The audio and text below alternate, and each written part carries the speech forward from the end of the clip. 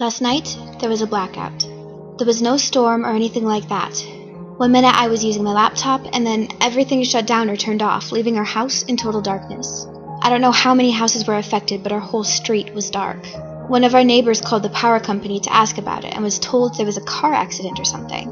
The blackout lasted about an hour, from 10 to 11. This morning, my mom told me to ask a friend who lives in a neighborhood connected to ours if they lost power too. When I did, though, he was really cagey about answering and quickly changed the subject. Later at lunchtime, he pulled me aside and told me that his cousin works at the power company and was on duty last night. Right after the blackout started, he got a text from his cousin with a photo of him. It was mostly just his face, with his eyes closed, and he had scorch marks on what was visible of his clothes.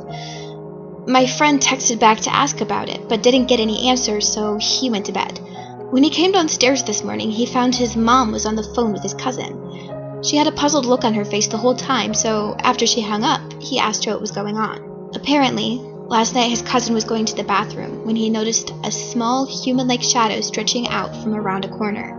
When he called out to it, the light bulbs in the hallway suddenly exploded and he passed out for no reason. His co-workers heard all the noise, so they went to see what happened and found him unconscious with scorch marks on his clothes. Then the door to the room they'd been working in suddenly slammed shut and locked itself. They spent the next hour desperately trying to get it to open. Finally, after nearly an hour, they heard the lock click and were finally able to open it. They went inside and looked around carefully, but they found no one inside. However, they noticed that their cell phones, which had been left on the desks, were unresponsive. When they pried off the back covers to check the batteries, they found they had melted. None of them could be used anymore. The time between the door closing and finally getting unlocked spanned the time of the power outage in our neighborhood. His cousin was unconscious the whole time.